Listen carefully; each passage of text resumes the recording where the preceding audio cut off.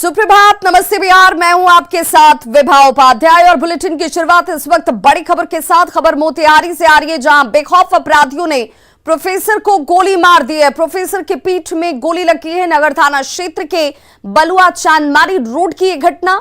बताया जा रहा है कि अपराधी बाइक पर सवार होकर पहुंचे और प्रोफेसर दुकान से सामान लेकर घर जा रहे थे और तभी अपराधियों ने उन्हें गोली मार दी। फिलहाल प्रोफेसर की स्थिति नाजुक बनी हुई है। वहीं पुलिस इस पूरे मामले की छानबीन में जुटी है।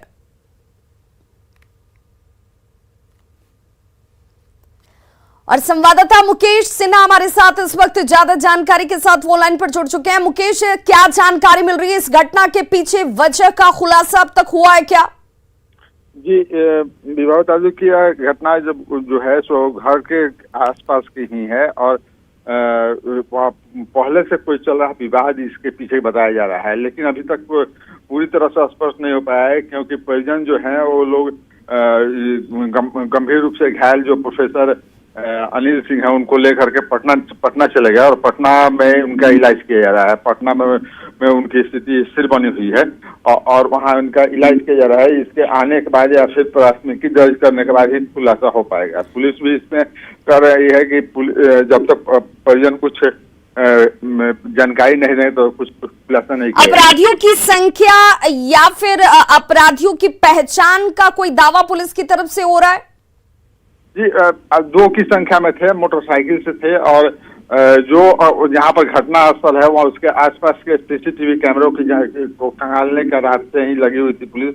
अब उसके बाद से जो अंधेरा उस एरिया में जहाँ ये घटना हुई है उस एरिया में अंधेरा था, इसलिए स्पष्ट रूप से नहीं हो सका है, लेकिन पुलिस फिर भी अपराधियों की पहचान कर रहे हैं और तुरंत गिरफ्तार करने। चलिए, बहुत बहुत शुक्रिया मुकेश इस तमाम जानकारी के लिए आपका। तो प्रोफेसर की हालत गंभीर बताई जा रही है। बताया जा रहा है कि इस घटना को लेकर आपसी रंजिश की वजह हो सकती है। हालांकि पुलिस अपनी तहकीकात में जुटी है। दुकान से घर लौटने के दौरान प्रोफेसर को गोली मारी गई, जिन्हें बेहतर इलाज के लिए रेफर किया गया है, जहां पर उनकी स्थिति नाजुक बताई जा रही है। तो बाइक सवार अपराधियों ने इस घटना को अंजाम दिया है। प्रोफेसर को दुकान से घर लौटने के दौरान टारगेट किया गया। 2 की संख्या अपराधियों की बताई जा रही है जो बाइक से सवार थे।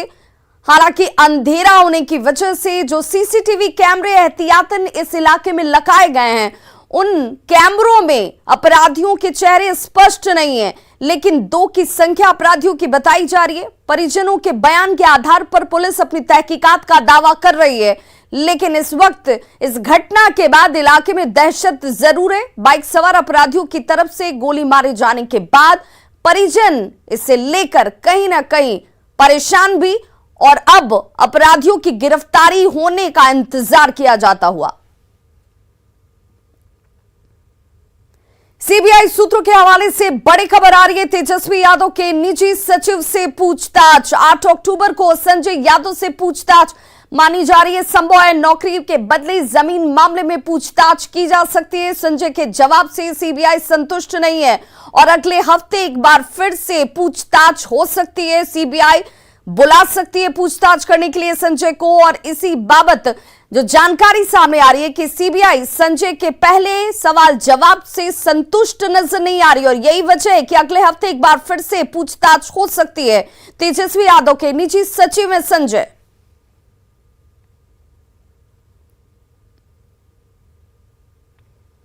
विधानसभा उपचुनाव को लेकर बड़ी खबर, जहां पर दोनों ही सीटों पर आरजेडी का प्रत्याशी होगा। जो सूत्र जानकारी इस वक्त दे रहे हैं महागठबंधन की तरफ से, दोनों ही सीटों पर आरजेडी का प्रत्याशी होगा। गोपालगंज और मोकामा, ये वो 2 सीटें हैं जहां पर उपचुनाव होने वाले, और इन दोनों ही सीटों पर आरजेडी अपने कैंडिडेट को, अपने प्रत्याशी को उतारेगी।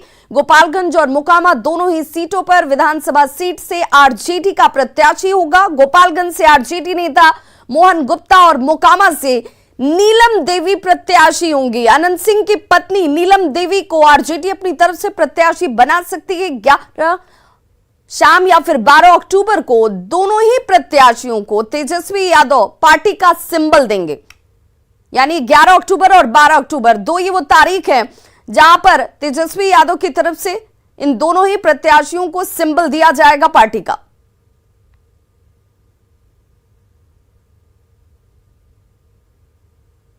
दिल्ली में आज आरजेडी की राष्ट्रीय कार्यकारिणी की बैठक होनी और बैठक में भाग लेने के लिए डिप्टी सीएम तेजस्वी यादव दिल्ली पहुंच चुके हैं। दिल्ली में आरजेडी की राष्ट्रीय कार्यकारिणी की बैठक बेहद महत्वपूर्ण मानी जा रही है। बैठक में भाग लेने के लिए डिप्टी सीएम बताते चले तेजस्वी यादव दिल्ली में मौजूद हैं, लेकिन बिहार आरजेडी के अध्यक्ष जगदानंद सिंह के दिल्ली नहीं पहुंचने को लेकर सवाल जरूर उठ रहे हैं। वहीं जगदानंद सिंह की नाराजगी को लेकर सवाल के बहाने तेजस्वी ने बीजेपी पर जोरदार हमला किया, साथ ही गोलमोल जवाब देकर यहां से निकल गए। आरजेडी में बहुत बड़ी नाराजगी है, प्रदेश अध्यक्ष नाराज हैं, आरजेडी में टूट होने वाली है। बीजेपी का आरोप है सुशील मोदी का। और ये लोग कुछ सकारात्मक बात कर सकता है क्या, मुद्दे पे बात कर सकता है क्या? मेरे घर में क्या चल रहा है, बड़ा इंटरेस्टेड लोग हैं। लेकिन आप बताइए ना, सरकार तो बेखूबी ढंग से चल रही है, लेकिन वो भी नहीं। यहाँ ना मुद्दे पे बात करना है, रोज पढ़ाई दवाई कमाई सिंचाई पे कहाँ बात कर रहे हैं? कोई कमी मिल नहीं रहा, क्योंकि सरकार बहुत बढ़िया काम करती है। बिहार में जब से सत्ता परिवर्तन हुआ या यूं कहें कि नीतीश कुमार ने पाला बदला, तब से सियासत पूरी तरह से गर्म है। नीतीश कुमार ने चुनावी रणनीतिकार प्रशांत किशोर पर जोरदार और करारा प्रहार किया है।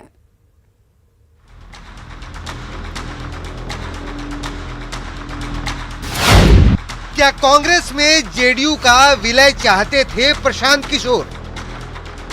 हमको बीच में आकर के कह रहा था कि अपना पार्टी को कांग्रेस पार्टी में मर्ज कर दीजिए। हम के बोला हम कांग्रेस पार्टी में मर्ज करेंगे बहुत पहले। किसकी मर्जी से मिले थे प्रशांत किशोर और नीतीश कुमार? अभी 10-15 दिन पहले आपने देखा होगा मीडिया के माध्यम से घर पर बुलाकर बोले कि आइए हमारा पार्टी लीड कीजिए। हमने कहा नहीं हो सकता है। अभी क्या बीजेपी के लिए काम करते हैं पीके? ये उसी का काम ही कर रहा है अभी तक। हम लोगों का विरोध, इनका विरोध काहे के लिए कर रहा है? चुनावी रणनीतिकार प्रशांत किशोर इन दिनों जन सुराज यात्रा पर है। पीके 3500 किलोमीटर की पदयात्रा कर आगे की सियासी दिशा तय करेंगे। हाल ही में प्रशांत किशोर ने एक बड़ा राज खोलते हुए कहा था कि 2014 में नीतीश कुमार ने मदद के लिए उनसे गुहार लगाई थी, जिस पर अब नीतीश ने ये कहते हुए बड़ा धमाका किया है कि 4 साल पहले पीके कांग्रेस में जेडीयू के विलय का प्लान लेकर आए थे। 2014 में चुनाव हार गया था, दिल्ली आया मेरे पास पूछने के लिए, चलिए हमारी मदद कीजिए। महागठबंधन बना के सरकार जिताने में हम लोगों ने कंधा लगाया, अब बैठ के हमको ज्ञान दे रहा है। हमको बीच में आकर के कह रहा था कि अपना पार्टी को कांग्रेस पार्टी में मर्ज कर दीजिए। हम के बोला हम कांग्रेस पार्टी में मर्ज करेंगे बहुत पहले, आज से 4 साल पहले आकर के कह रहा था। खैर इन लोगों का कोई ठिकाना नहीं ना है। आजकल फिर अपना जहां गया है बीजेपी में, तो उसी के हिसाब से कर रहा है। 13 सितंबर यानी 3 हफ्ते पहले नीतीश कुमार और प्रशांत किशोर की मुलाकात हुई थी।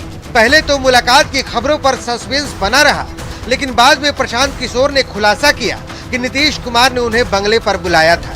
लेकिन अब नीतीश कुमार ये कह रहे हैं कि उन्हें बुलाया नहीं था, बल्कि वो खुद आए थे। अभी 10-15 दिन पहले आपने देखा होगा मीडिया के माध्यम से घर पर बुलाकर बोले कि आइए हमारा पार्टी लीड कीजिए। हमने कहा नहीं हो सकता है। अभी हम नहीं बुलाए थे, अपने आया था मिलने। क्या क्या बात हुई, तब कुछ भी बोलता हम नहीं कुछ कहेंगे। इन सब के अलावे नीतीश कुमार ने प्रशांत किशोर पर बीजेपी के लिए काम करने का सीधा आरोप लगाया है। खैर इन लोगों का कोई ठिकाना नहीं ना है। आजकल फिर अपना जहां गया है बीजेपी में, तो उसी के हिसाब से कर रहा है। सवाल है कि क्या संभावनाओं की बिसात पर सियासत की गोटियां बिछाई जा रही थी? पटना से न्यूज 18 के लिए रवि एस नारायण और मोतिहारी से मुकेश कुमार की रिपोर्ट। तो सीएम नीतीश कुमार पर लगातार हमलावर रहे प्रशांत किशोर ने अब केंद्र सरकार पर तंज कसा है। उन्होंने कहा कि बीजेपी को 26 सांसद देने वाले गुजरात को बुलेट ट्रेन और एनडीए को 39 सीटें देने वाले बिहार को पैसेंजर ट्रेन के लिए भी गिड़गिड़ाना पड़ता है। जनसुराज यात्रा के दौरान पश्चिम चंपारण के मैनाटांड में एक सभा को संबोधित करते हुए प्रशांत किशोर ने ये तमाम आरोप लगाए हैं। तो जो 26 एमपी भेजा है वो बुलेट ट्रेन पर चलेगा, और जो 39 एमपी जिता कर भेजा है हम लोग को पैसेंजरों नहीं मिलेगा। मिलना चाहिए कि नहीं? मिलना चाहिए कि नहीं बताइए? 6 करोड़ का राज्य गुजरात, अब वही लोग को सब 13 करोड़ का राज्य बिहार भिखारी बने हुए हैं। हम लोग के लड़कों को यहाँ से काम करने के लिए गुजरात जाना पड़ता है। आप में से कई लोग ऐसे परिवार होंगे जिसके लड़के गुजरात में, केरल में, तमिलनाडु में, आंध्रा में, कश्मीर में काम कर रहे हैं ना। बिहार विधान परिषद में नेता प्रतिपक्ष सम्राट चौधरी ने सीएम नीतीश कुमार पर एक बार फिर से तंज कसा है। सम्राट चौधरी ने सीएम नीतीश कुमार को लड़का कहकर संबोधित किया, साथ ही इसका भी खुलासा किया कि नीतीश कुमार ने मुख्यमंत्री कैंडिडेट बनने के लिए उनके पिता शकुनी चौधरी के पैर तक पकड़े थे। कुछ लड़के राजनीति में आया और जयप्रकाश के भी सिद्धांत को 2 साल भी नहीं माना और कर्पूरी ठाकुर जी जिन्होंने 1977 में बिहार में सरकार बनाया, उनके विचारधारा पर भी एक लड़का उनके साथ खड़ा नहीं हुआ। तो जिस लड़के ने अपने जीवन काल में, अब तो बूढ़े हो गए होंगे, स्वाभाविक है, वो लड़का 7 बार पार्टी बदल चुका, 7 बार पार्टी बदलने वाला नेता या वो लड़का कि बिहार की राजनीति में आज कितने गठबंधन, कितने की राजनीतिक हत्या उस व्यक्ति ने की होगी, ये आप सोच नहीं सकते। लेकिन मेरे पिताजी से वो 20 साल छोटे लड़के थे। इन्होंने गोड़ पकड़ा, पैर पकड़ा कि हमको मुख्यमंत्री घोषित कीजिए तभी हम पार्टी के अंदर आएंगे। और समता पार्टी में तब नीतीश कुमार आए जब उन्होंने ये कमिटमेंट कराया कि हमको मुख्यमंत्री बिहार का घोषित करना हो। और अब बात लालू यादव के खिलाफ दायर चार्जशीट की, तो सीबीआई ने आरजेडी प्रमुख लालू प्रसाद समेत 16 लोगों के खिलाफ नौकरी के बदले जमीन घोटाले में चार्जशीट दाखिल की है, जिस पर सियासत तब गर्म है। नीतीश और तेजस्वी चार्जशीट को सियासी चश्मे से देख रहे हैं, तो बीजेपी उन दिनों की याद दिला रही है जब ललन सिंह और शिवानंद तिवारी की सियासत लालू के खिलाफ ही खड़ी थी। बढ़ सकती है लालू की मुश्किल, सीबीआई ने दाखिल की चार्जशीट। जमीन के बदले नौकरी के मामले में लालू यादव की मुश्किलें बढ़ सकती हैं। केंद्रीय जांच एजेंसी सीबीआई ने इस मामले में बिहार के पूर्व मुख्यमंत्री लालू यादव के खिलाफ चार्जशीट दाखिल कर दी है। लालू के खिलाफ सीबीआई की चार्जशीट पर नीतीश कुमार ने क्या कहा है, उसे सुनिए। एक वो बात आप जान रहे हैं, 5 साल 5.5 साल पहले क्या हुआ था, हम लोग अलग हो गए थे, आप फिर कुछ नहीं हुआ, हम तो देख लिए कि कुछ है ही नहीं इन पर, तो हम लोग चले गए हैं, तब फिर शुरू करेंगे। ये कोई तरीका है जी, कोई बात है? इसीलिए आप जान लीजिए जब चलता है ना तो दिक्कत ये है प्रेस वाले को कि पुराना बात तो छाप नहीं सकते, तो जरा पुराना भी तो छाप दीजिए कि एक तो 5.5 साल पहले किया था, आज जब कुछ नहीं है था तब फिर क्या शुरू किया। नीतीश कुमार सीबीआई की चार्जशीट को सियासी चश्मे से देख रहे हैं, तो तेजस्वी सीबीआई की कानूनी प्रक्रिया को ड्रामा बता रहे हैं। तो कुछ है थोड़ी ना, खाली अपना पूर्ति जो है वो किया जा रहा है, और जब तक संवैधानिक संस्थानों का अगर दुरुपयोग किया जाएगा तो इस तरह का तो केस आता ही जाता रहेगा। अभी तो सीबीआई ईडी दूसरे केस में है ही, इस वाले में केवल अभी सीबीआई है, अब ईडी भी आएगी, वो भी इन्वेस्टिगेशन करेगी, वो भी बाद में चार्जशीट करेगी। लालू यादव के खिलाफ चार्जशीट को लेकर नीतीश कुमार और तेजस्वी बीजेपी को कोस रहे हैं, तो सुशील कुमार मोदी उन दिनों की याद दिला रहे हैं जब जेडीयू के मौजूदा अध्यक्ष ललन सिंह और आरजेडी के नेता शिवानंद तिवारी ने ही इस मुद्दे को उजागर किया था। देखिए, ये जो नौकरी के बदले जमीन लिखवाने वाला जो मामला है, घोटाला है, इसको सबसे पहले जनता दल यू के वर्तमान राष्ट्रीय अध्यक्ष ललन सिंह, शिवानंद तिवारी, शरद यादव, इन्हीं लोगों ने उजागर किया था। और 2007 में जब मनमोहन सिंह प्रधानमंत्री थे, लालू जी रेल मंत्री थे, उस समय एक डेलीगेशन गया था जिसमें मुख्तार अब्बास नकवी, शरद यादव और ललन सिंह थे, और मनमोहन सिंह को 2007 में ज्ञापन दिया और कुछ दस्तावेज दिए कि लालू यादव रेल मंत्री रहते हुए लोगों को ग्रुप डी की नौकरी दे रहे हैं और उसके बदले जिम्मी लिखवा रहे हैं। तो ये पूरा मामला तो ललन सिंह का ही उजागर किया हुआ। दरअसल 2004 से 2009 के बीच जब लालू यादव रेल मंत्री थे तो उन पर जमीन के बदले नौकरी का आरोप लगा था। हाल के दिनों में केंद्रीय जांच एजेंसी ने बिहार के अलग अलग हिस्सों में छापेमारी भी की थी। अब सीबीआई ने लालू यादव समेत 16 आरोपियों के खिलाफ चार्जशीट दायर कर दिया है। दिल्ली से न्यूज 18 के लिए अमितेश सिंह की रिपोर्ट।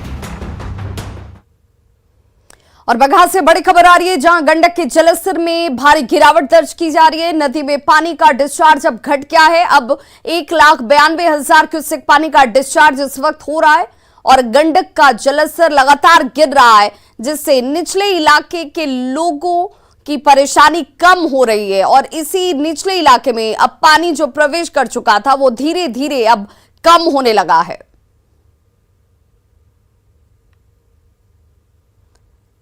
तो नदी में पानी का डिस्चार्ज अब कम हो चुका है और लोगों ने राहत की सांस ली है, क्योंकि इस वक्त ये डिस्चार्ज जो है वो 1,92,000 क्यूसेक तक पहुंच गया है।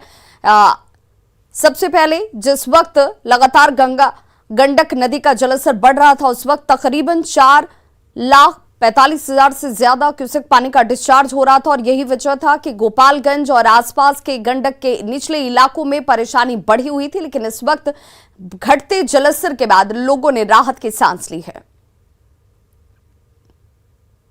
पटना से बड़ी खबर, जहां बिहटा में महिला से गैंगरेप किया गया। हथियार के बल पर गैंगरेप की घटना को महिला के साथ अंजाम दिया गया। आधा दर्जन लोगों के खिलाफ महिला ने एफआईआर दर्ज कराई है। बिहटा थाने में यह मामला इस वक्त दर्ज हुआ है। पड़ोसी पवन यादव, अजय यादव, आकाश यादव सहित आधा दर्जन अपराधियों पर गैंगरेप का आरोप है। महिला के साथ मारपीट भी की गई है।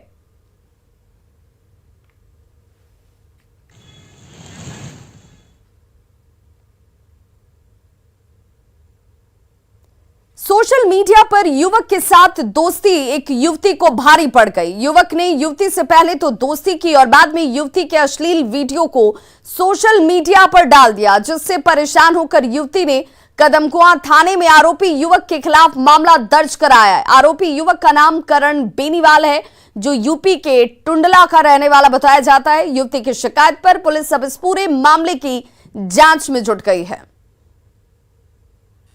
सर आप सुन नहीं रहे सर, फोटो का बात नहीं है, इसमें गंदा गंदा वीडियो डाला आपने, क्या कहां रहे आप? हम सब पैसे ले ले पता है कि कहां की हम हटा लेते हैं, लेकिन हमरा बहन का फोटो डाल दिया है।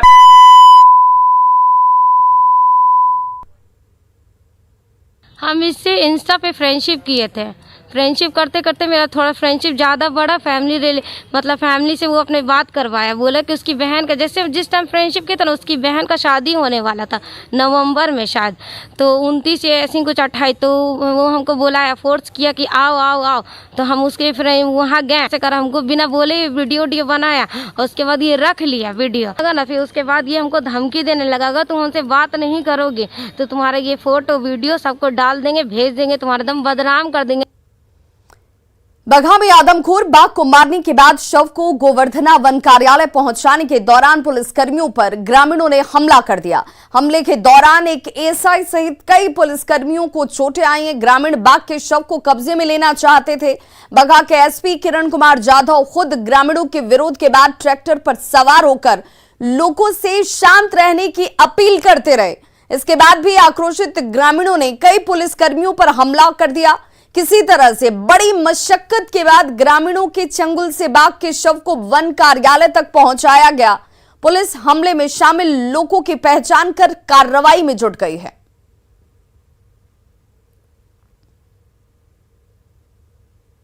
तो देखिए कैसे ग्रामीण यहां पर बाघ के शव को अपने कब्जे में लेने के लिए पुलिस वालों के साथ ही हाथापाई पर उतर जाते हैं। कई पुलिसकर्मियों को चोटें भी आई हैं और अब इन तमाम ग्रामीणों की पहचान की जा रही है जिनकी तरफ से हमला किया गया और बड़ी मशक्कत के बाद बाघ के शव को यहां से वन कार्यालय तक लेकर जाया जा सका। आज अश्विन माह की पूर्णिमा है और हर साल शरद पूर्णिमा का त्योहार बड़े ही धूमधाम से मनाया जाता है। आज सुबह से ही श्रद्धालुओं की भीड़ गंगा के किनारे उमड़ी हुई है। लोग गंगा में डुबकी लगाकर पूजा अर्चना कर रहे हैं। आज के दिन की मान्यता है कि इस दिन चांदनी रात में खीर रखने से चंद्रमा के औषधीय गुण इसमें आ जाते हैं, क्योंकि इस दिन चंद्रमा 16 कलाओं से परिपूर्ण रहता है। खीर का सेवन करने से रोग प्रतिरोधक क्षमता दोगुनी हो जाती है। खबर दरभंगा से, जहां दो पक्षों के बीच पथराव के बाद पुलिस की मौजूदगी में ही एक बुजुर्ग की पीट कर हत्या कर दी गई। घटना बहादुरपुर थाने के अब्दुल्लापुर गांव में मंटू यादव और प्रदीप यादव के बीच की बताई जाती है, जिनमें पहले से पुराना विवाद चला आ रहा था। कहा जा रहा है कि 2021 में 50 साल की एक महिला माला देवी की पीट कर हत्या कर दी गई थी और इसी को लेकर बदले की कार्रवाई में प्रदीप यादव पक्ष ने मंटू यादव की मांग पर बुजुर्ग उर्मिला देवी की पीट कर हत्या कर दी। हत्या के बाद सभी आरोपी फरार हैं। घेर लेल के उ सब आ ओइ के बाद प्रशासन गेले तो उ सब हथियार ल के दौड़ले। हम सब के रूम है तब तक में हमर माय घरे में छलखिन, पकड़ा गेलखिन। ओकरे पर चाकू सब रड सब रात में फिर मारा जी। आपसे विवाद पुराना चल रहा है तो दोनों पक्षों के लोग हैं, इसलिए प्रथम दृष्टया कुछ लोगों को 8 लोगों का नाम के रूप में नाम दिया जा रहा है। तो खबरों का सिलसिला लगातार जारी है। आप देखते रहिए न्यूज़ 18 बिहार झारखंड। यहां खबरों का सिलसिला कभी नहीं थमता।